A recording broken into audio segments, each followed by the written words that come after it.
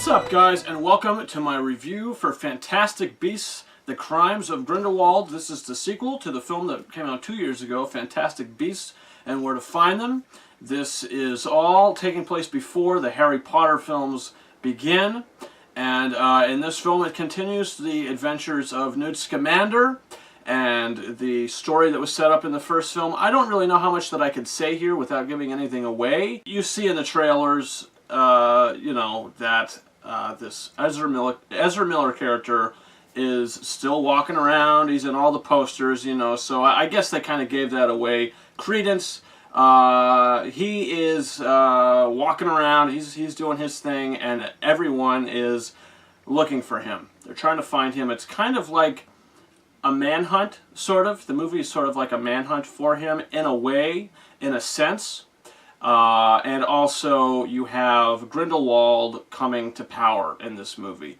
And that's basically all I'll say without really getting into anything else that would definitely go into spoiler territory. But I'll just basically tell you how I felt about the movie and overall, really. And honestly, leaving the theater, I'll tell you that I did not love this movie. I honestly didn't really even like it that much. I moderately liked it. I thought the movie was fine. I think it's okay. I think it's passable. But it does not compare to any of the other 8 Harry Potter films or the first Fantastic Beasts movie. You see, with that first film, you had a pretty cohesive story from beginning to middle and end. It had a first act, a second act, and a third act, and things happened throughout the film.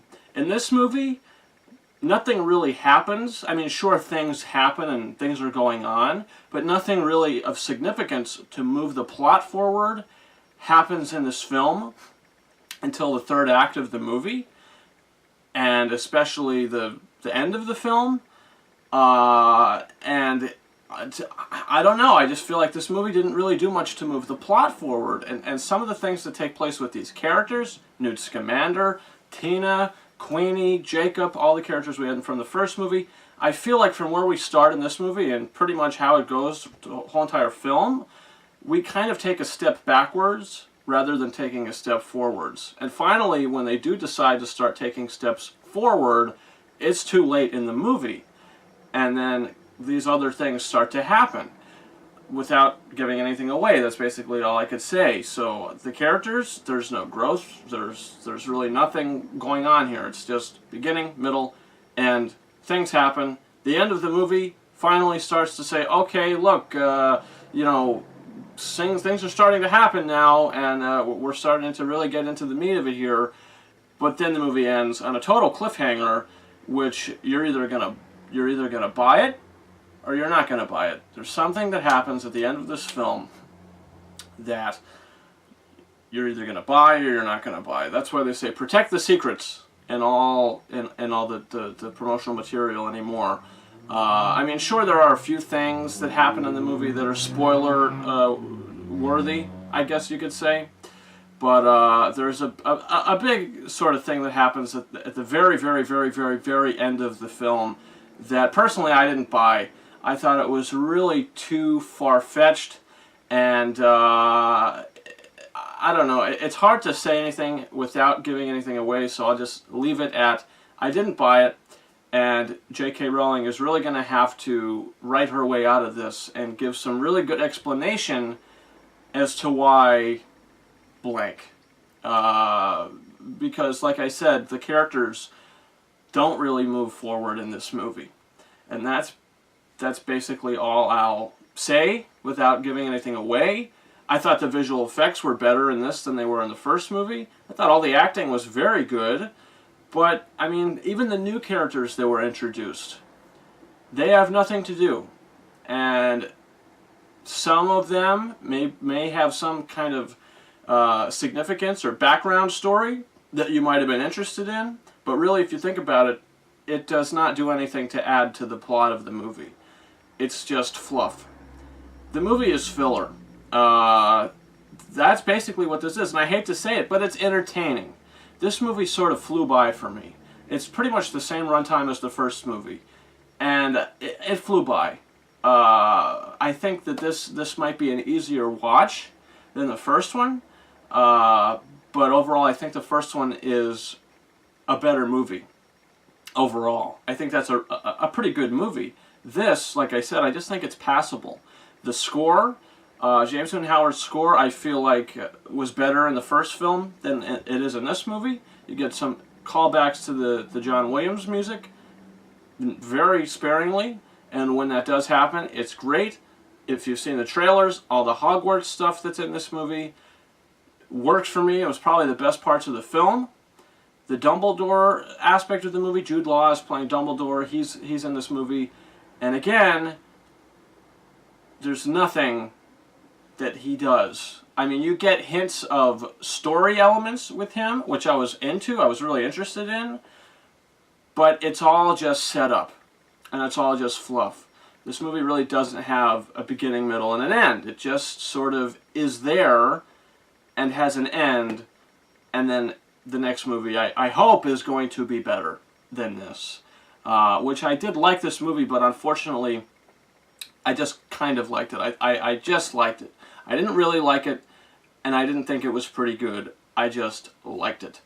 And that's basically all I could say without giving anything away. I mean, the humor, there's humor in the movie, but not as much, I would say, in the first film. The Jacob character is still used for comedic relief. But it's not as prominent as it was in that movie. And the reason why he's in this film, because if you've seen the first movie, the way that ended, it was a very nice closed movie, I feel. And in this, it kind of felt a little forced.